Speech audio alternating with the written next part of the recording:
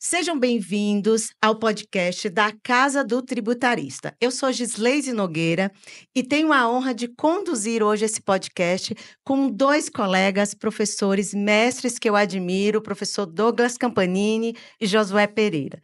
Sejam muito bem-vindos a participar desse podcast com a gente. A gente aqui selecionou um assunto que são os impactos tributários no planejamento estratégico das empresas e esses dois professores que estudam com afinco essa temática. Nós estamos há quase 426 dias para o início do planejamento do que é a nossa reforma tributária. E nessa temática, eu quero chamar esses professores para discutir esse período de transição, como as empresas estão se preparando e, principalmente, dar aqui orientações importantes para que você possa se preparar dentro da tua organização, minimizando qualquer risco e garantindo o compliance de todas as informações. Então, professores, sejam muito bem-vindos a esse nosso encontro e eu já vou começar aí a debater com vocês sobre esse tema que é a reforma tributária, mas principalmente sobre esse período difícil das empresas nesse processo longo de transição. Vamos ter aí longo tempo de transição. E como é que vocês veem? As empresas já estão se preparando, professor Douglas, já está começando os estudos, a gente já vê um trabalho de consultoria efetivamente? Olá, Gi, grande Josué, prazer estar aqui com vocês novamente. É um tema que tem trazido muitas preocupações para as empresas. Se a gente olhar hoje, por exemplo, na figura das obrigações acessórias, quando a gente vai falar dessa nova etapa dos estudos, o que vai ser impactado, o que a gente enxerga de necessidade, o que as empresas têm avaliado com relação a preocupações. A gente pode trazer aqui duas situações que aconteceram recentemente e que no sistema atual está sendo um problema muito grande para as empresas trabalharem. Então a gente imagina os impactos que isso possa gerar para o futuro. No ano passado, 2023, nós tivemos aí aquela mudança da cobrança do ICMS nas operações com combustíveis. Entrou em vigor e não se sabia como emitir a nota fiscal eletrônica, qual que era o CST que você tinha que observar, de que forma que você teria que registrar isso nos documentos, e o carro andando, as operações acontecendo, e as empresas, como é que eu emito? O que eu faço? Recentemente, estamos aí diante da figura do incide ou não incide ICMS nas operações de transferência. E também o Confas editando uma série de normas, mas operacionalmente, como é que eu emito o documento fiscal? Se eu opto por transferir o crédito? E a gente olhando para um cenário em que nós temos esse sistema que já está vigorando aí há mais de 20 anos e nos deparamos com as situações do dia a dia que são complexas, imagine daqui a 426 dias, nós com esse novo sistema e tendo aí praticamente um ano ainda sem as legislações editadas, sem efetivamente os cenários a serem mapeados, as empresas quando passam por implementação de software, o que elas efetivamente criam ali? Grupos de trabalho para poder mapear as operações, o que vai ser impactado, quais são os pontos de gaps que elas precisam ali ter uma atenção muito grande, e ainda a gente está discutindo o PLP 68. Então, temos um longo tempo de discussão. Estamos falando, né, professor Josué, de quase, acho que é a minha última contagem, 67 obrigações acessórias.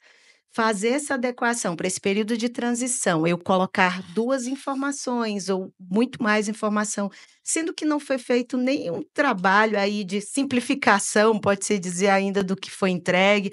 Ainda nos deparamos, o que o professor Douglas colocou, ainda com situações sem esclarecimento. Então, precisamos de um tempo. A gente que tem, você que tem uma longa experiência na consultoria, sabe? Se depara ainda com grandes desafios, com blocos K da vida ainda que não foram finalizados totalmente a implantação. Como é que você vê uma implantação desses novos tributos, né? Na verdade, inserido nesse período de transição. Bacana, Gislaise. Quero, antes de responder essa belíssima pergunta, né, importante, em cima do que o colega Douglas. É um prazer, viu, Douglas, estar do seu lado. Nosso. Somos parceiro aí em duas grandes instituições de ensino. Também estamos rodando aí junto ao CRC do Estado de São Paulo, fazendo já palestras, dividindo, né? Palestras sobre a reforma tributária. E bem colocou Douglas, aliás, prazer estar com você, né? Quem foi que escolheu você para mediar esse... Parabéns, né? Os nossos colegas da Casa do Tributarista, estar com a Gislaise, né? Sempre um prazer, e é claro que esse podcast vai ter uma extensão muito grande aí com a sua presença, tá bom? Bom, basicamente sobre a questão de obrigações acessórias, quando o Douglas já permeia aqui atualmente uma certa dificuldade de complementar ou de inserir dados de uma legislação já muito antiga, né? Lei Candir, ICMS, né?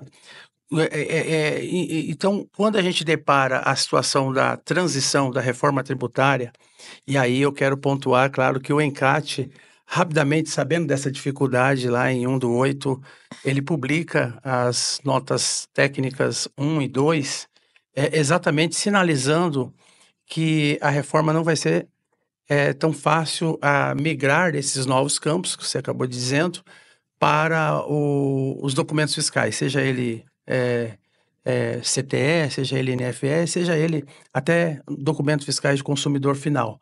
Veja, senhores, ali, e aí falando da nossa experiência e até auxiliando as empresas de tecnologia, a gente provavelmente vai migrar de mais ou menos de 700 campos possíveis de preenchimentos atuais para mais ou menos uma estimativa de 1.000 campos. A gente tem ali mais ou menos uns 40% de alterações nos documentos eletrônicos.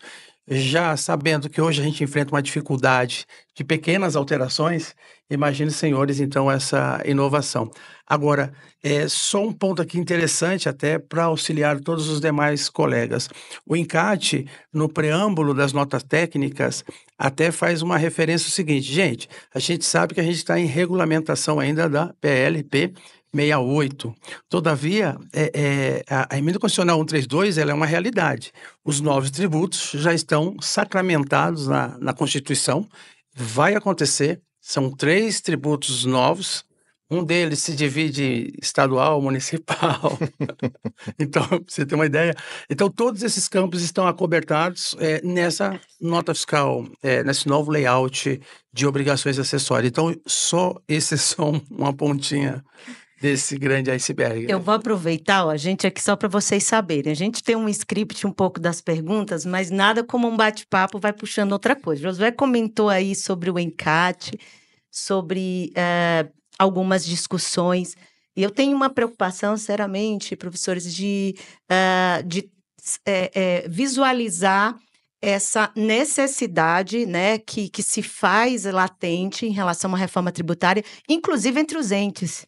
Né? Então, quando a gente fala precisa estar alinhada em CAT, Receita Federal, por quê? Nós temos obrigações federais, nós temos os documentos fiscais, como bem citou o professor Josué. Então, é uma preocupação realmente necessária da própria casa da gestão pública também se adaptar. Então, sim, nós estamos falando de adaptação da gestão pública e também adaptação das empresas. Hoje a gente está aqui com foco, tá, pessoal, em falar das empresas, mas não podemos deixar de considerar. Vocês também concordam, professor Douglas, esse ponto de uma necessidade de uma sinergia? A gente aqui no Portal SPED Brasil, que no caso eu sou sócia e a gente está ali no projeto do piloto, a gente já vê uma certa divergência, muitas vezes ali de entendimentos ou de como fazer essas aplicações efetivas. Então, eu falo que há uma necessidade também da casa dos entes, né, que fazem toda essa gestão de obrigações acessórias também se organizar. Vocês concordam? A gente tem sido muito consultado pelas empresas no escritório. Quando você olha para o PLP 108, que trata efetivamente da discussão de quem vai efetivamente fiscalizar o IBS, então eu posso ter um município entendendo que o imposto é devido para ele, mas outro município também ter essa figura de exigência. Quem vai me fiscalizar quando acontecer uma situação como essa? Porque o imposto vai ser devido no destino. Hoje nós temos uma grande questão do nosso dia a dia, que sempre os nossos tributos foram devidos na localização de origem, com exceção do ISS ali, que nós temos algumas particularidades, mas como regra, se recolhe ali para o estado ou município da realização da operação. Agora, tendo essa mudança para o destino, então eu posso ter ali, entender que o destino é para um local, outro município entender que ele é o órgão competente, quem é que vai solucionar isso?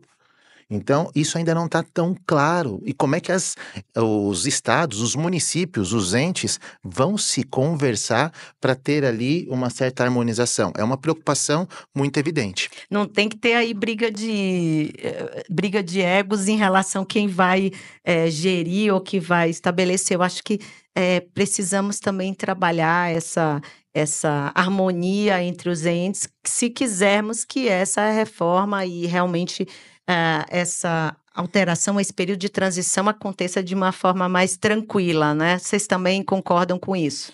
Sim, só que um ponto, viu, Gi, que é importante, é que, apesar de procurar harmonização, os entes, eles têm autonomia constitucional.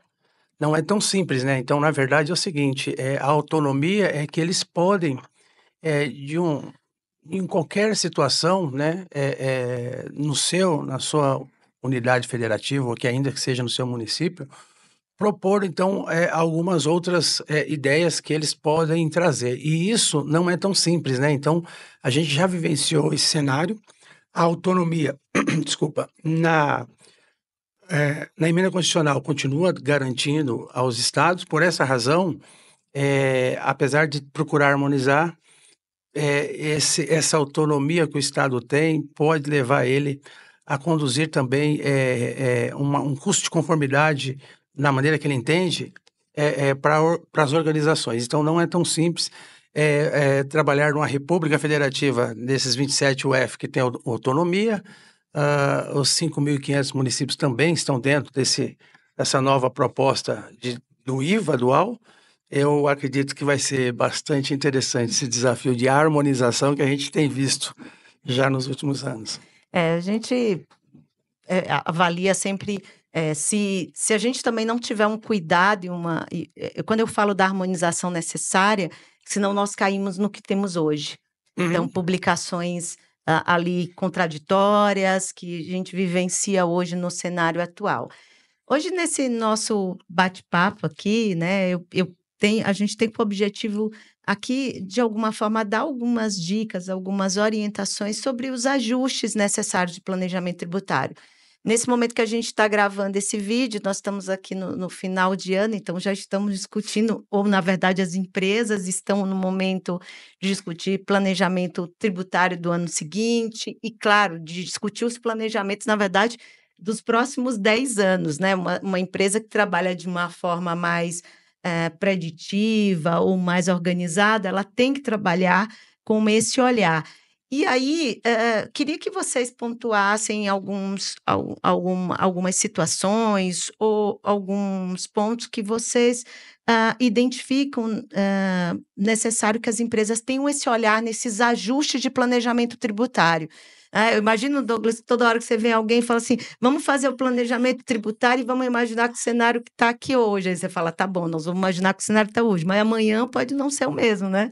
Mas é verdade. Se você, hoje, quando a gente, no escritório, vai discutir, ou até mesmo com nós, colegas professores, trocamos aqui algumas informações sobre cenários de negócio, qualquer empresa, o primeiro tópico que ela leva em consideração é onde eu pago menos tributo. Então, a questão logística, ela acaba ficando num primeiro momento como segundo cenário. Por qual motivo? Se eu tiver com a intenção de instalar um novo negócio e eu entender que eu posso ter ali um benefício de ICMS em que me permita ter uma redução de 8, 9%, eu posso ter um custo logístico de 3, 4%, que ainda é vantajoso eu abrir uma unidade num estado que me concede um benefício, mesmo que o meu público esteja numa região totalmente diferente, porque o incentivo fiscal, ele faz sentido ter aquela operação. Só que esse incentivo fiscal, ou estes incentivos, estão com os dias contados. Então, dentro dessa ideia dos 10 anos, se nós olharmos que a partir de 2029 nós teremos aí uma redução gradativa da cobrança do ICMS, ISS e também uma redução dos incentivos, aqueles negócios que você faz o investimento, mas ele se paga ali em 5, 6, 7 anos, vai ser o período em que a gente efetivamente vai ter a transição para o sistema novo, que não teremos mais incentivos. Então, a figura de hoje você colocar na mesa a abertura de um novo negócio e trabalhar só com incentivo, as empresas já estão com um olhar diferente. Ou seja, agora eu preciso buscar onde eu tenho mais efetividade no negócio, onde efetivamente eu consigo ter um deadline de entrega mais adequado, porque eu não vou ter mais aquela possibilidade de ter uma redução tributária significativa. Não sei, Josué, como é que você está sendo consultado pelas empresas, mas o que a gente tem percebido hoje, Gi, é uma situação em que o tributário ele deixou de ser a figura principal. Não que não seja importante, mas antes a gente tinha lá, o primeiro tópico eu quero saber quais são os estados que me concedem os benefícios. Hoje não. Fala assim, olha, eu não adianta eu ter uma unidade no Nordeste, sendo que meu público consumidor está na região Sul-Sudeste. Eu tenho um gap muito grande para poder trazer esses produtos para cá. Então, as empresas já estão mudando os seus planejamentos de tal forma a começar a avaliar outras questões além do tributário. Professor Douglas, você falou um ponto, quando a gente começa, tem muita gente que me para e pergunta, mas para onde vamos começar? Eu vou pincelar aqui algumas falas suas. Começa a mapear os benefícios. Começa a identificar que benefícios que você tem. Eu vou querer a opinião do professor Josué, mas assim, em muitas empresas que eu visito, as pessoas não têm o detalhamento dos benefícios que ela tem. Então, primeiro ponto. Um outro ponto que você citou também aqui é avaliar onde está o meu cliente, porque aí eu tenho... E o cliente, e não esquecendo do fornecedor também, né? Quem é o meu fornecedor? Então, eu começar a pensar nesse planejamento tributário com esse olhar que eu costumo dizer, sai da caixinha. Deixa de olhar ali só a operação que está vendo. Você tem que olhar qual é o seu cliente, que produto que eu estou trabalhando, como é que esse produto é montado, industrializado, importado, comercializado. Se eu tenho muitos serviços, quem são os meus fornecedores? Que tipo de fornecedor é aquele? É um fornecedor, ele é do Simples? Não é? Qual o regime que aquele fornecedor está envolvido? Então, vários trabalhos. É mais ou menos, né, professor José, você vai ter que colocar, eu vou fazer esse cenário com esse benefício, amanhã eu perdendo esse benefício. Esse cenário com esse benefício, perdendo. Você também visualiza, quando você vai nas empresas, você consegue ver, fala assim, nossa, aí tem muito trabalho a ser feito, né? Eles estão meio perdidos ainda como começam? Gislese, assim, a gente tem até casos já práticos, até porque com a aprovação da emenda constitucional 132 e logo publicado a PLP 68, né, há grandes grupos econômicos, até porque a premissa da emenda constitucional 132 é a neutralidade, é evitar aumento de carga tributária. Só que a equipe econômica, né, conduzida pelo Bernard Pi, divulgou previamente uma alíquota, né, uma alíquota ali inicial. É claro que as empresas imediatamente, até grandes grupos econômicos, fizeram. Eu tive o privilégio de ser convidado pelo professor Tiago Slavov, doutor Tiago Slavov, grande Tiago, foi até orientador na minha... Grande colega meu, despede desde o início. Isso. Ele está trilhando SPED desde o começo mesmo. Sim. E ele também ajudou na minha tese de mestrado sobre a qualidade das informações dos tributos, né, inseridos nessas obrigações acessórias. E ele fez um convite, aliás, a Casa do Tributarista, ela está contribuindo realmente com empresas, né, no sentido de previsibilidade. E o Thiago tem um grupo muito bom, e a gente começou então a trabalhar, até porque as as as foi aberto, né, as comissões para as empresas discutirem e verificar. E você tinha que rapidamente, fornecer dados a grupos econômicos, até porque se garantir dessa neutralidade. Não pode ter aumento de carga tributária, e elas precisam ir nas comissões aberta por essas empresas, até para fazer frente a uma discussão. E é agora que a gente está vivendo isso, né. Os grupos, né, até para você discutir que houve um aumento, você precisa planilhar. Precisa planejar com os dados atuais e fornecidos. Isso é planejamento, né? Planejamento é, com base nos dados que você possui, é você prever um cenário, se vai ser prejudicial ou não, e é responsabilidade do gestor, até do Código Civil e outros, de que ele precisa procurar melhor gestão, menos lucros, e não é mal nenhum também procurar pagar menos tributo dentro da legalidade. Isso é planejar. Já que a gente vai ter uma mudança, então essa experiência que a gente tem, planilhamos, corremos, fornecemos ao grupo econômico, já foi debatido, né? Até a questão do IS, né? Que é o imposto seletivo. Então é muito interessante isso. Agora, isso não é só uma questões das grandes organizações, das médias e das pequenas também. E aí, se me permite, né, eu posso trazer casos assim Sim. fáticos, né? Uma colega falou: José, você que está aí por dentro da reforma tributária, e eu dei uma resposta aqui para o meu cliente, mas eu não estou tão confortável. Ele me perguntou e depois eu fiquei pensativo, né? Veja, ele está preocupado com o tal do IBS, o IBS substitui o ICMS e o ISS. E aí eu disse a ele, como ele é prestador de serviço, para ele não se preocupar, porque a questão do ICMS, essa carga pesada do ICMS, ele não vai sobrepor ele, né? Ele é só do ISS e tal. E aí ela estava querendo dizer que talvez ele ficava tranquilo que os 5% dele lá estava garantido, etc. Quando, na verdade, eu falei, pode esquecer esse cenário, né? Então, eu falei assim, ó, na verdade, por isso que é uma preocupação das organizações a documentar, planejar exatamente com os dados reais, colocar isso em planilhamento e verificar como é que vai ficar o cenário. Por exemplo, então, eu já disse isso com uma colega, e eu tenho um caso real, a empresa de concessionária de veículos. Veja, ela presta 40% do seu core business é serviço, manutenção do veículo, troca de peças, etc. Os outros 60 é peças de reposição e venda de veículos também. Ocorre o seguinte, veja que tem 2 cenários, eu tenho ICMS e eu tenho ISS. E eu disse a ele: "Olha, você toma cuidado que na área de ISS vocês vão sofrer um impacto tributário tamanho, porque não existe mais 5% sobre serviço.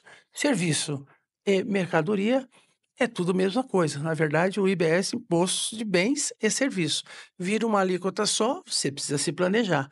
Então, veja, Gi, planejamento nada mais é do que trazer o que está despontando por futuro, já está posto a um valor presente, a uma situação fática presente, e aí nós estamos envolvindo aí com price, com contabilização, com área fiscal, com custo de conformidade, custo tecnológico, tudo isso, os orçamentos, né, muito comum dentro das organizações, tem que trazer isso à tona. Então as empresas já estão acostumadas a fazer orçamento anual, de curto prazo, de médio prazo e de longo prazo.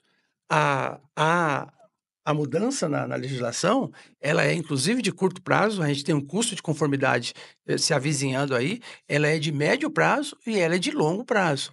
Tudo isso tem que estar contemplado, se não contemplar, eles terão surpresas desagradáveis, eu diria. Quando você citou aí desse exemplo, né, eu lembrei que, a gente muitas vezes discute, alguns tributos de forma separada, né, mas nesse quando a gente está falando de planejamento tributário, nós precisamos pensar num todo, né, num modelo. E houve sim esse barulho, né, professor Josué, de discutir muito, ficar focado em discutir a alíquota, qual é a alíquota que é, Uhum, né, qual é a alíquota uhum, efetiva, uhum. né, e claro, aí e essa é uma preocupação. Muitas eu digo que essa não deva ser não que deva ser descartada, mas não deve ser o que deve ser concentrado, porque Eu preciso, a preocupação é, vai ter redução? É a maior do mundo? É a maior ou não é? O que que é? Eu preciso trazer esse impacto, né, desse período aí que nós vamos ter primeiro de transição e efetivamente depois, com as mudanças. Qual é o impacto isso no meu planejamento tributário? Acho que essa preocupação se vai ter redução, porque há sempre uma pergunta: vai ter redução?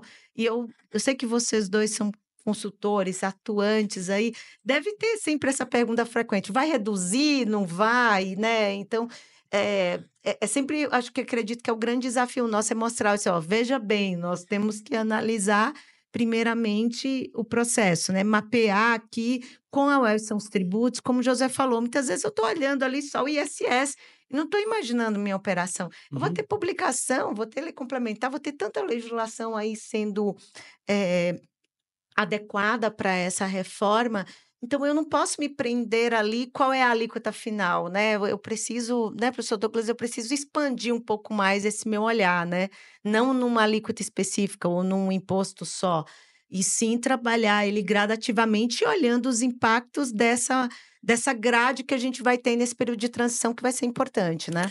E, Gi, você tocou num ponto que as organizações, empresas, e aí, Josué, pequeno porte, médio porte, grande porte, algumas informações, mesmo estando dispostas já na emenda constitucional 132, você percebe ainda que algumas empresas não estão 100% inseridas de como efetivamente essa transição vai ocorrer. Ah, não, está previsto na emenda constitucional 132 que vai ter a redução gradual do ICMS e do ISS, mas a consequente redução dos incentivos. Mas para aquelas empresas que já têm incentivos fiscais, elas estão garantidas por um fundo para que ela possa manter a mesma carga tributária que ela hoje já possui. Então, de uma certa forma, eu consigo manter a minha rentabilidade de negócio até 2032. E algumas empresas que já estavam em estudos para poder fazer a implementação de novos negócios, eh, deixaram de se atentar ao detalhe que esse fundo de compensação dos benefícios fiscais serão apenas utilizados para as empresas que têm os incentivos aprovados até maio de 2023. Nossa, detalhe importantíssimo, né. E dentro desse cenário, eu posso então implementar uma unidade nova no estado que conceda o incentivo? Pode. O que que vai acontecer? Aquele fundo que seria utilizado para compensação desses benefícios não vai servir para você. Porque o que que vai acontecer? Seu novo projeto, mesmo um projeto que seja viável de implementação nesse período de transição, às vezes você não tem muito investimento, empresas de e-commerce que migram para alguns estados para poder fazer operações, corredor de importação, o investimento ele é relativamente baixo, fácil retorno tributário, mas os projetos que são aprovados após maio de 23, isso para qualquer estado, ele não vai poder usufruir do incentivo. Então o que que vai acontecer? Ele vai ter a redução ali de 10% ao ano de 2029 a 2032 e aquele incentivo também vai ter uma redução efetiva. Então, quando começar a entrar ali o IBS, ele vai entender que o concorrente dele, que já tem esse benefício implementado em data anterior, vai ter um diferencial face ao dele. E são situações que, quando você vai colocando na mesa das empresas e vai trazendo isso para a discussão, diz o Josué, você percebe que ainda tem muita coisa a ser maturada, muita coisa a ser estudada, e às vezes você percebe, como você bem pontuou hoje, a empresa ainda não tem condições de saber o que que ela tem na mesa de benefício, ou seja, ela tem uma BMW, mas utiliza ali, não vou nem falar o nome de um outro veículo aqui para não depreciar, mas não utiliza todas as funções que o carro lhe dá. Então, nós estamos diante de situações, seja na parte acadêmica, até mesmo em discussão de sala de aula, seja no dia a dia das empresas, em situações em que isso é verificado de forma constante. Pois é, você falando isso, eu digo que José professor José tem muita coisa a se fazer, né. Tem muita coisa, eu não preciso esperar, Eu brinco, eu ouço isso de vez em quando também, viu, professor José? Não, eu vou me esperar aí A sair alguma regulamentação. regulamentação, né? Vamos esperar mais um pouco. Mas eu acho que tem tanto trabalho. O professor Douglas trouxe observações importantes. Tem tanta coisa que eu internamente eu não consigo ainda visualizar isso como eu na verdade, assim, no planejamento tributário que está sendo feito hoje, talvez não se olhando com todo cuidado esses benefícios, esse período, esse prazo, né, as decisões. Então, eu quero aqui pedir para vocês, e se puderem, né, já que nós estamos falando com 2 profissionais que estão no mercado, estão atuando, já estão fazendo esse trabalho, né, e aqui pontuar para nós, assim, alguns exemplos de situações que vocês já estão identificando. O professor Josué citou agora um exemplo aí de uma concessionária em relação ao ISS, mas de situações que a gente já está vivenciando e que nós podemos já orientar, né, quem está nos assistindo, como é que ele pode começar a trabalhar pontos que ele pode, nesse planejamento tributário, começar a fazer na casa. Olha com carinho isso bem aqui, que eu já estou te pontuando. Né, professor José, eu acho que a gente não precisa deixar isso para em cima da hora, e eu acho que, na verdade, nós temos que andar em conjunto. Eu costumo dizer, nós temos que andar acompanhando a reforma ali lado a lado, né? Quem é empresário, que tem que utiliza-se muito bem do planejamento tributário, precisa trazer isso para perto. Eu estou até feliz, viu, professor Douglas? Ultimamente eu tenho visto o pessoal discutindo, né? A minha avó me perguntando sobre planejamento tributário, gentes assim de outras, de que não tem nada a ver com a área tributária, está todo mundo acompanhando. Vocês estão sentindo isso também ou não? Sim, sim.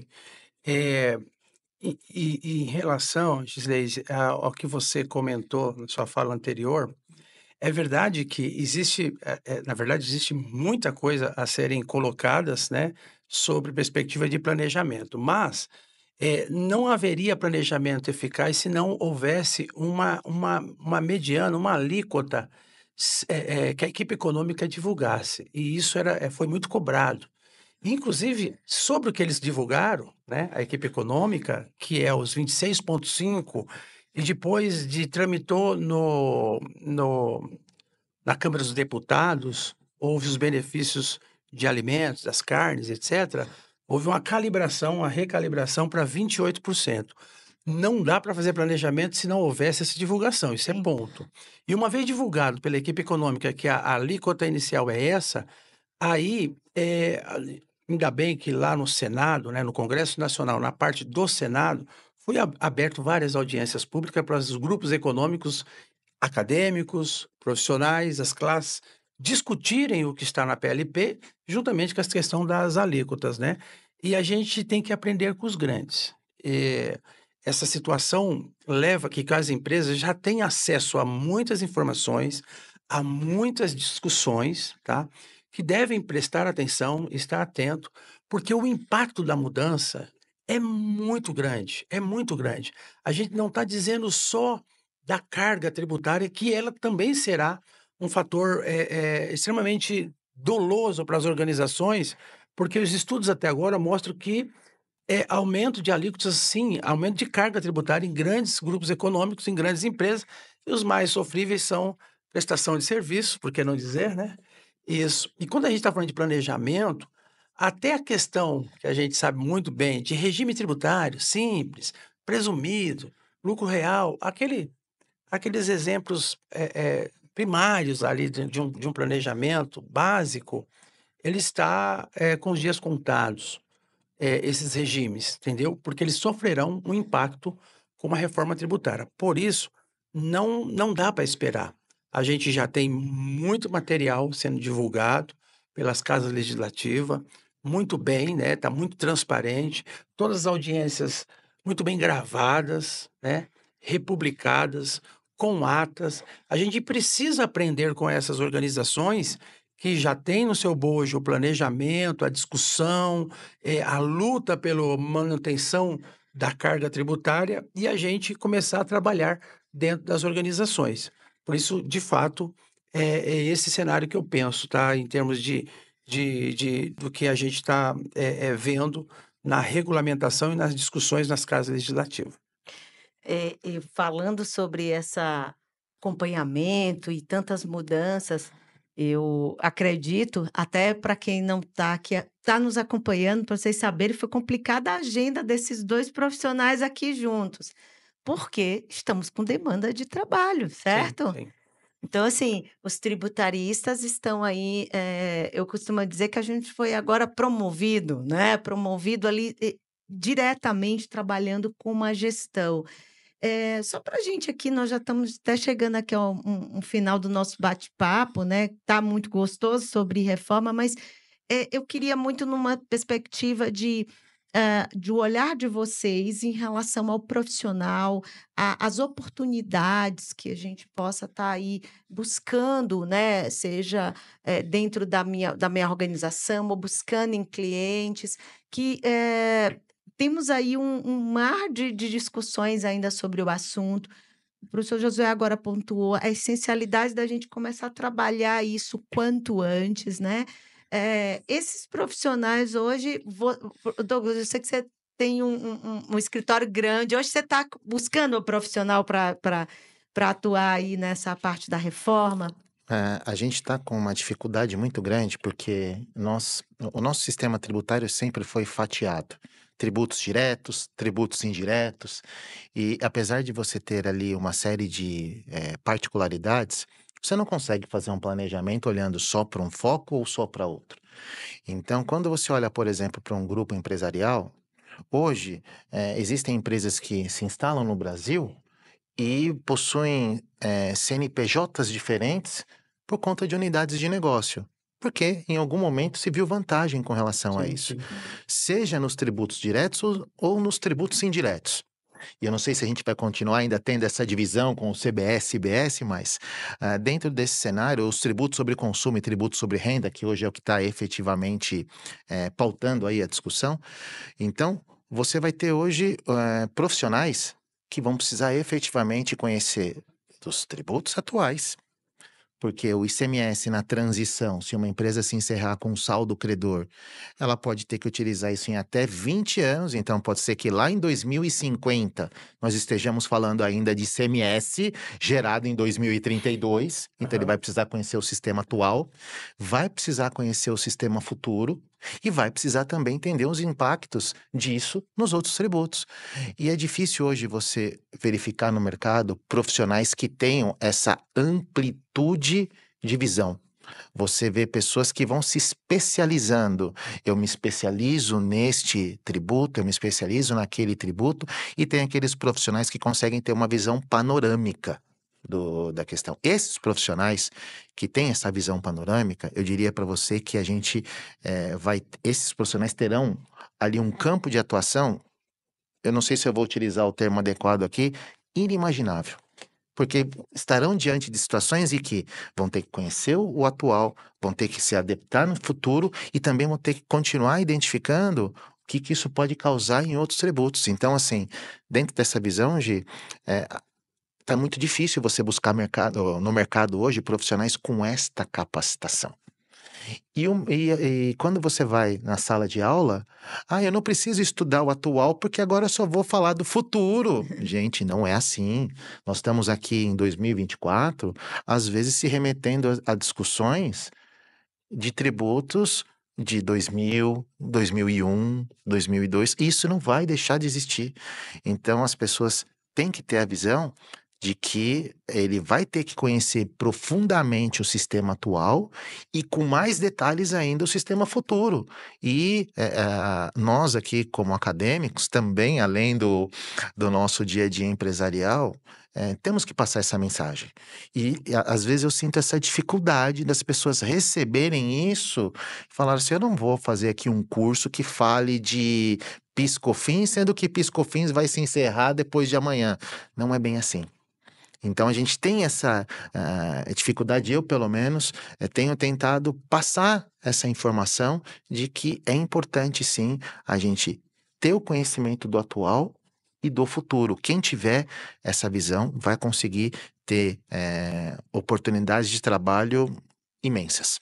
Eu vou aqui compartilhar com vocês, né, o que aconteceu comigo. Eu sempre fui de diretos. E estou diante da reforma tributária, estudando a PL, estudando toda a legislação. Que no comecinho, eu fiz isso, tá, professor Lucas? Eu fiz isso. Eu falava, não, mas isso aí não vai mexer comigo, não vai mexer com a parte de diretos. E, pelo contrário, tanto mexe como hoje, por exemplo, eu tenho estudado muito a parte da contabilização, né? Um pedacinho que não está ali tão descrito no processo efetivamente da PL. Muitas vezes a gente está aqui mais discutindo o tributário, mas eu tenho que pensar qual é o custo, qual que eu vou contabilizar, né? O meu olhar aqui na parte da contabilização. Então, nós precisamos mesmo ampliar o nosso olhar, ter um olhar mais sistêmico, mais holístico, né? Assim que você usou, ampliar realmente o olhar em relação a essa reforma como um todo, né? Deixar de centralizar num imposto. E uma preocupação muitas vezes, eu vejo hoje, com certeza vocês também em grupos, qual o custo que tem de reforma, né? Principalmente quem está começando. Nossa, mas você tem que aprender, PIS e COFINS aí, nós vamos ter um longo período aí, um histórico, né, professor José? Nós vamos ter um Sim. histórico ali.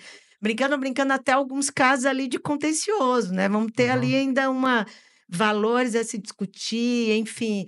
E não deixa também no momento de eu ter uma base de conhecimento para esse período de transição. Então, é essencial que ele também conheça o passado para começar a discutir reforma tributária. Então, eu tenho visto muita preocupação de olhar só, eu quero saber o que a reforma tem, mas eu preciso também olhar o que hoje e que a banda continua ainda, né? Não vamos deixar, né? Porque tem reforma que não vai publicar mais aí em relação aos demais impostos, né, Josué?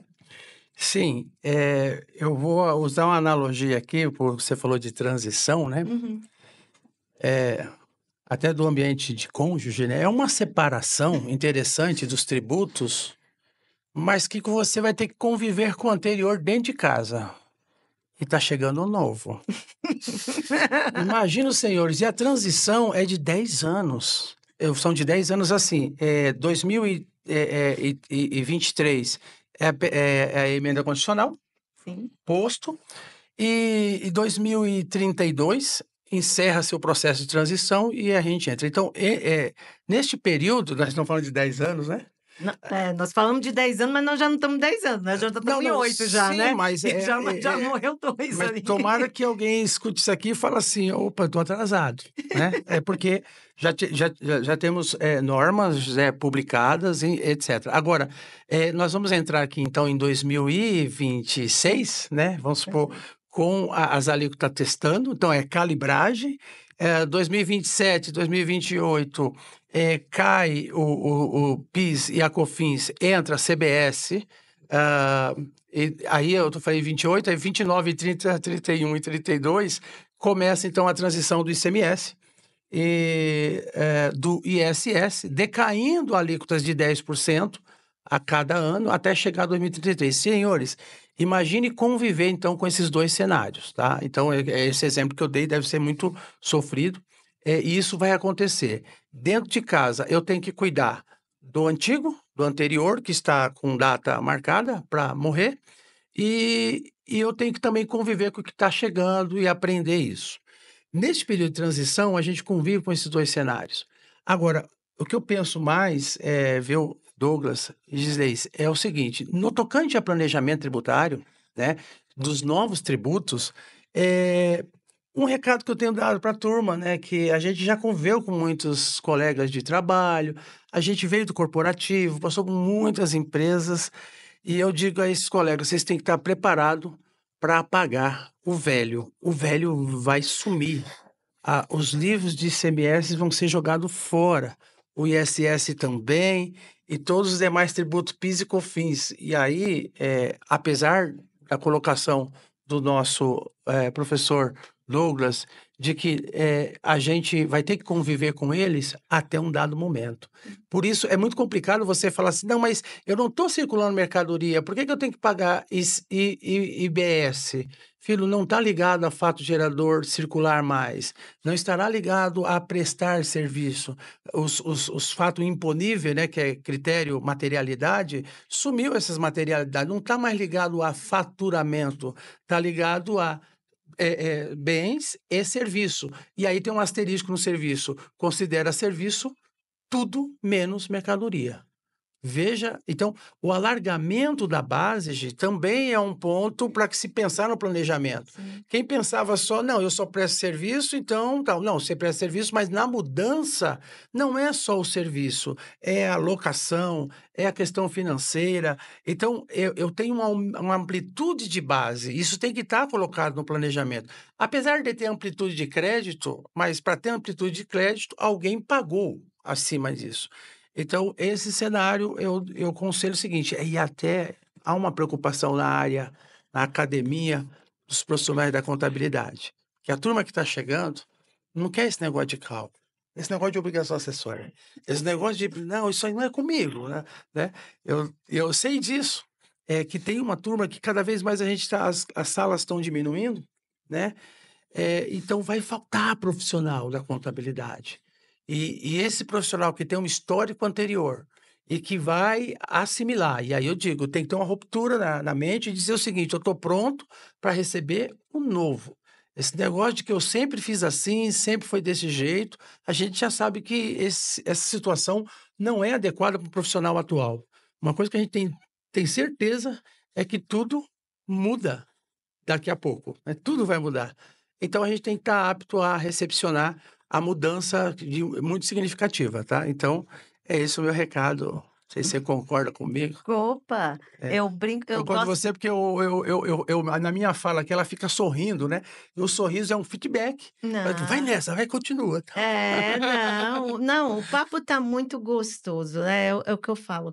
Quando a gente fala, além de falar com colegas, né, e pessoas que estudam, a gente está aqui com um olhar, como sempre, aprendizado, ampliar o nosso olhar, né? Eu aprendo muito com vocês, eu fico olhando para vocês mesmo admirado, porque eu acho um grande desafio que nós profissionais na área tributária estamos vivendo no momento. Eu gosto muito de uma frase, é uma frase do professor Hélio Neumann, que é um professor muito querido, que Sim. ele fala assim: olha, nós temos que tomar uma decisão. A gente pega o trem agora, né? Que ele é de Minas, então ele fala trem. Então, ou nós vamos ter que decidir, ou você decide se você quer pegar o trem agora ou esperar o trem passar. Então, o nosso convite aqui na Casa do Tributarista é que você pegue esse trem agora e aprenda aí estude, se aprofunde. Então, esse bate-papo gostoso, como o José falou, que eu olho para ele sorrindo, porque é uma delícia ouvi-lo explicar.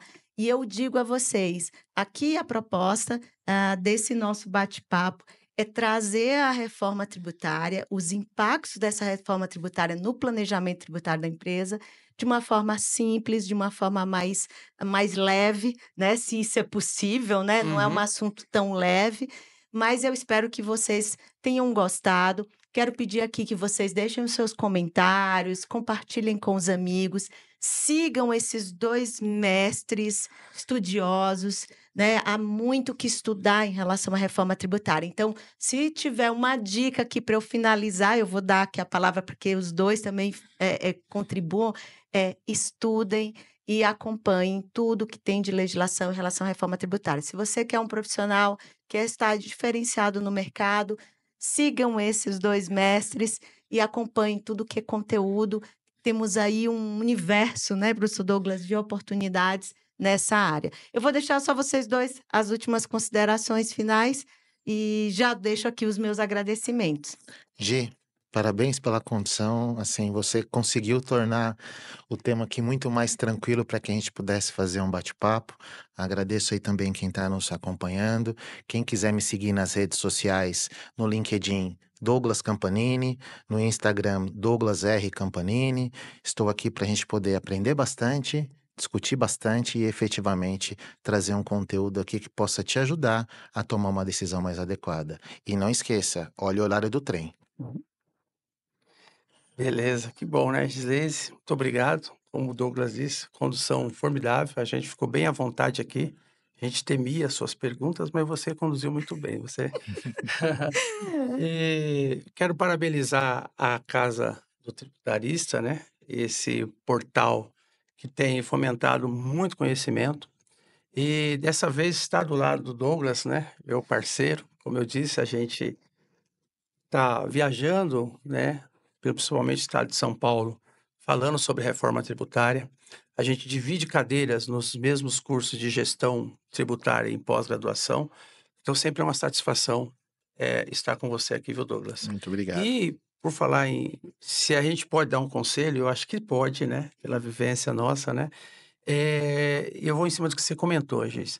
Porque é o seguinte, o estudo. Há uma frase muito forte que o conhecimento lança fora o medo. Quando a gente aprofunda no conhecimento, você diz assim, o leão não é tão bravo assim, né? Ou seja, e o leão, literalmente, eu tô fazendo um trocadilho, mas possa não ser tão complexo assim, né? Complexo, mas não porque o fato não é complexidade, é porque você estudou. Então, a turma e aí os alunos que estão chegando, eles ficam temerosos dessas mudanças. Agora, se o medo ele é um artifício natural do ser humano, ele precisa te provocar alguma coisa. E uma das reações é: vou estudar. Até para vir para esse podcast a gente estuda antes, você entendeu?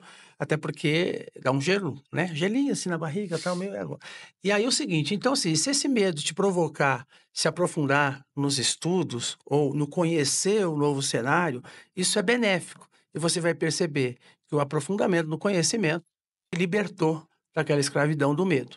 E aí você enfrenta qualquer coisa, tá aí a dica. Ah, que bom, que bom.